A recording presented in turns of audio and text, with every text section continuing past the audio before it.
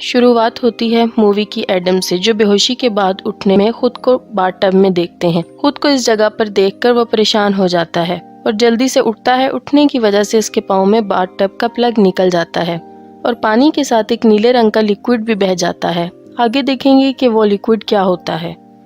Lights on ہوتی ہیں تو اسے معلوم ہوتا ہے کہ اس کے ساتھ ڈاکٹر لارنس بھی تھے اور دونوں کسی پرانے اور میلے باتھ روم میں کسی زنجیر سے بندھے ہیں، اور دونوں کے سامنے ایک خون بھری لاش پڑی ہے جس کے ایک ہاتھ میں ریوالور اور دوسرے ہاتھ میں ٹیپ ہوتا ہے۔ دونوں کو کچھ یاد نہیں کہ وہ یہاں کیسے پہنچے۔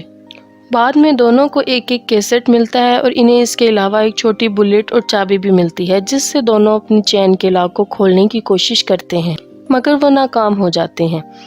وہ کسی اور چیز کی چابی ہوتی ہے۔ ایڈم ڈاکٹر لارنس کی مدد سے اس ٹیپ کو لاش کے پاس سے اٹھا لیتا ہے اور دونوں ایک دوسرے کی کیسٹ کو سنتے ہیں۔ کیسٹ میں انہیں کسی آدمی کی ڈسٹورٹڈ وائس سنائی دیتی ہے جو ایڈم کو بتاتا ہے کہ اس نے کافی لوگوں کی لائف کو برباد کیا ہے انہیں سیکرٹلی ریکارڈ کر کے، اور آج وہ اسے ایک موقع دیتا ہے اپنی لائف کو سدھارنے کا۔ یا تو وہ بھوک اور پیاس کی وجہ سے مر سکتا ہے یا ہمت کر کے یہاں سے نکل سکتا ہے۔ وہیں سیم وائس ڈاکٹر لارنس کو بتاتا ہے کہ اس نے اپنی لائف کی اہمیت کو کبھی نہیں سمجھا۔ سالوں سے اس نے اپنے پیشنٹس کو ڈاکٹر ہونے کی وجہ سے مرنے کی خبر دی، اور کیسا ہوگا جب وہ خود مرنے کی حالت میں ہوگا۔ اگر وہ اپنی بیوی اور بچی کو زندہ دیکھنا چاہتا ہے تو اسے ایڈم کو 6 بجے سے پہلے مارنا ہوگا۔ اپنے ٹاسک کو کمپلیٹ کرنے کے لیے روم میں ہر طرف کلو چھپے ہیں اور اسے وہ ڈھونڈنا ہے۔ ڈاکٹر لارنس کلو کو سمجھنے کے لیے کیسٹ پھر سے چلاتا ہے جہاں اسے سنائی دیتا ہے فالو یور ہارٹ، جو کہ دوسرا کلو ہوتا ہے۔ اس کلو کے مطابق اسے ہارٹ کا نشان ٹوائلٹ ٹینک پر نظر آتا ہے۔ ایڈم کو اس ٹوائلٹ ٹینک میں سے لوہے کو کاٹنے والی 2 آریاں اور ڈاکٹر لارنس سے کھینچے ہوئے فوٹوگرافز ملتے ہیں، اور وہ ان فوٹوگرافز کے بارے میں ڈاکٹر کو نہیں بتاتا۔ دونوں آری کی مدد سے اپنی زنجیر کو کاٹنے کی کوشش کرتے ہیں مگر وہ نہیں کرتا۔ غصے میں ایڈم اس آری کو پھینک دیتا ہے جس سے اس کی آری اور نزدیک والی دیوار کا شیشہ ٹوٹ جاتا ہے۔ وہاں ڈاکٹر لارنس بھی کوشش کرتا ہے زنجیر کو کاٹنے کی مگر وہ نہیں کاٹ پاتا۔ انہیں سمجھ آتا ہے کہ یہ آری زنجیر کاٹنے کے لیے نہیں بلکہ ان کے پیروں کو کاٹنے کے لیے ہے۔ یہ ایک امتحان ہے ان کے لیے کہ کیا وہ خود اپنے پاؤں کی قربانی دے سکتے ہیں۔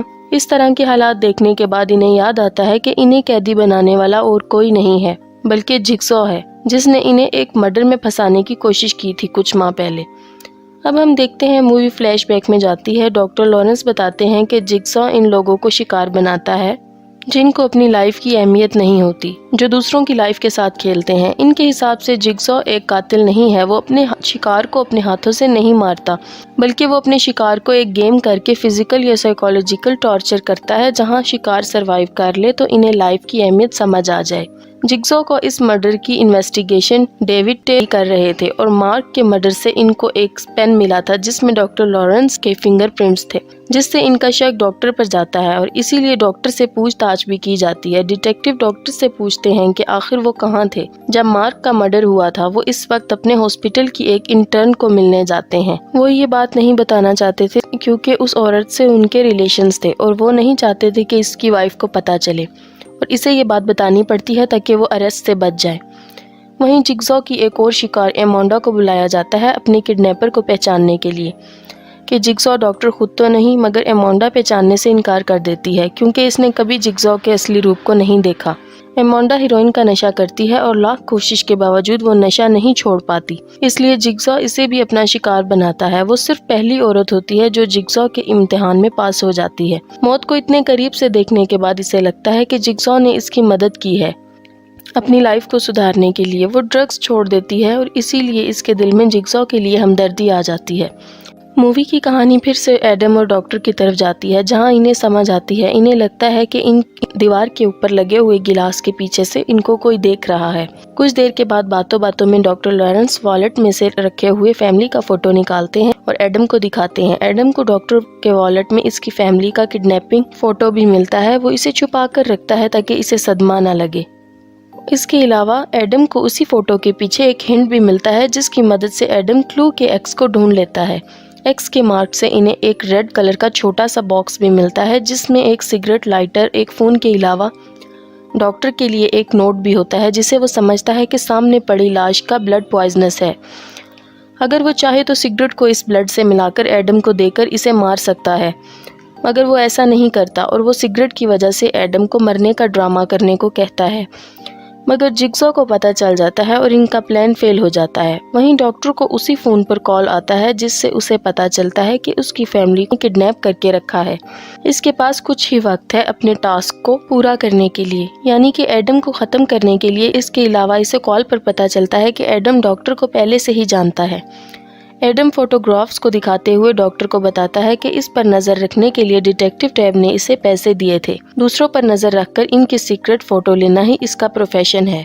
इनमें से एक फोटोग्राफ को ध्यान से देखने के बाद डॉक्टर को इनके हॉस्पिटल का एम्प्लॉय इनकी विंडो में दिखाई देता है। डॉक्टर को अब कंफर्म हो जाता है कि वही जिग्सॉ है जिसने इसकी बीवी और बेटी को किडनैप किया है, जो इस पूरे ऑपरेशन का मास्टरमाइंड है और जो उसी के घर से कैमरे की मदद से इन पर नज़र रखे हुए है।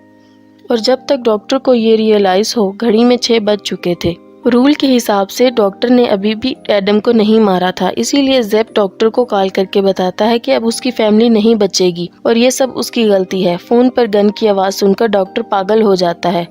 इसके पास अब और कोई रास्ता नहीं होता, इसलिए रिवॉल्वर तक पहुंचने के लिए इसे अपने पाँव आरी से काटने पड़ते हैं और रिवॉल्वर से एडम को शूट कर देता है। वहीं ज़ेप डॉक्टर की फैमिली को आरी से काटने की कोशिश करता है, बट डिटेक्टिव टैब इन्हें बचा लेता है। ज़ेप वहां से किसी तरह भाग जाता है, मगर डिटेक्टिव इसका पीछा करते हुए इसी जगह पहुंचता है जहां एडम और डॉक्टर कैद हैं। डिटेक्टिव टैब ज़ेप को अरेस्ट करने की कोशिश करता है, पर फाइट में खुद ही मारा जाता है। डॉक्टर ने वक्त से पहले एडम को नहीं मारा था, इसलिए इट्स द रूल कहकर ज़ेप डॉक्टर को शूट करने ही वाला होता है कि एडम गन शूट के जख्म से रिकवर होकर ज़ेप पर अटैक करता है और इसे टॉयलेट के टैंक के ढक्कन से मार देता है। दोनों अब जख्मी हालत में हैं। डॉक्टर डिसाइड करता है मदद के लिए और एडम को छोड़कर घसीटते हुए किसी तरह निकल पड़ता है। एडम ज़ेप की लाश से जंजीर की चाबी ढूंढने की कोशिश करता है और इसे भी इसकी पॉकेट से एक टेप मिलता है। ये देखकर वो एकदम हैरान रह जाता है। टेप को सुनने के बाद इसे पता चलता है कि ज़ेप भी जिग्सॉ की गेम का शिकार था। जिग्सॉ ने इसके जिस्म में पॉइजन डाला था, जिसके एंटीडोज को पाने के लिए उसे डॉक्टर की फैमिली को ख़त्म करने का कहा गया था। जैसे ही टेप एंड होता है, रूम में पड़ी लाश अचानक उठ जाती है, जिसे देखकर एडम के होश उड़ जाते हैं।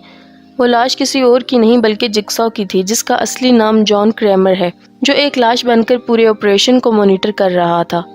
मूवी के फ्लैशबैक में दिखाते हैं कि जिग्सॉ और कोई नहीं, वही कैंसर पेशेंट है जो डॉक्टर लॉरेंस से ट्रीटमेंट ले रहा था। वो अपनी कमज़ोर आवाज़ में एडम को बताता है कि इसकी जंजीर की चाबी हमेशा से इस बाथटब में थी। जो एडम को रियलाइज़ होता है कि शुरू में जो नीले रंग की चीज़ पानी में बह गई थी वो इसकी आज़ादी की चाबी थी।